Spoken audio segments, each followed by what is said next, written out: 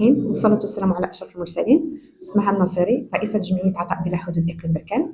اليوم كنتواجدوا بالمقال الجديد لمنظمة أصدقاء الطالب في إطار أننا غادي نبداو واحد الاتفاقية بين 3 جمعيات اللي هي عطاء بلا حدود، منظمة أصدقاء الطالب، وجمعية رواد الخشبة، في إطار البرنامج الجهوي لمبادرة الفعاليين في مجال الهجرة، الممول من طرف الوكالة الفرنسية للتنمية FD، والمنجز من طرف الوكالة الفرنسية إكسبرتيز فرانس، بشراكة مع ولاية وجدة وجهة الشرق.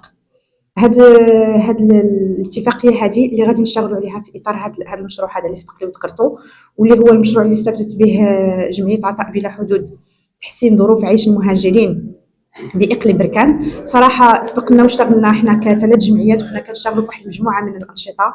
بالنسبة لمنظمة أصدقاء الطالب تقريبا من 2015 وحنا كنشتغلوا كجمعيات، وجا هاد الفرصه هذه باش اننا نديروا هذه الاتفاقيه باش نزيدوا نعزوا التعاون ديالنا والاشتغال ديالنا في هذا الاطار. بالنسبه لهذا المشروع هذا جا صراحه واحد التكميله بين الجمعيات، لان جمعيه عطاء بلا حدود المشروع ديالها هو عباره عن مجموعه من التكوينات، سواء في المجال القانوني او المجال الفلاحي. وايضا بالنسبه لجمعيه عطاء منظمه اصدقاء الطالب اللي كانت هي البدايه اللي كانت ليها في هذا المشروع هذه، واللي كانت اعتمدت على تعليم الدارجه بالنسبه لهاد المهاجرين هادو، اللي سهلت على الجمعيه واحد صراحه سهلت علينا باش اننا نقدروا نشتغلوا مع هاد الناس هادو.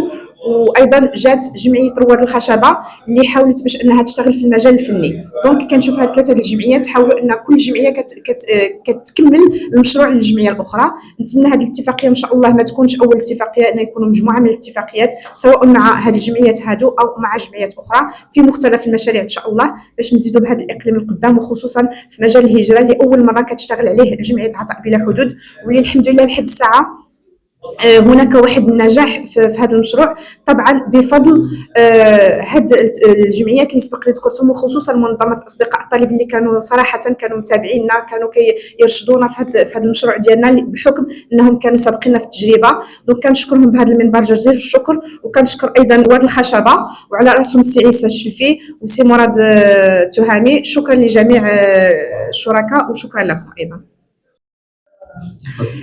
بالنسبه لجمعيه عطاء بلا حدود كتشتغل مع المهاجرين اللي جاوا من جنوب الصحراء، 50% نساء و50% رجال، اللي اشتغلنا عليهم في واحد المجموعه تاع المجالات، منها المجال القانوني وايضا المجال الفلاحي، اللي رحنا كنديروا واحد المجموعه تاع التكوينات سواء في الحوامض او في البوم دو تيغ. وايضا غادي يكون عندهم واحد الفتره تدريبيه خارج الضيعات، اللي بهذا المنبر كنشكروا الفلاحه نتاع الاقليم اللي فتحوا لنا الابواب ديالهم، فتحوا لنا الضيعات ديالهم من اجل هاد المستفيدين باش يستافدوا بتكوينات تدريبيه في الضيعات ديالهم، اللي غادي يخول لهم باش انهم يندمجوا في سوق الشغل ان شاء الله.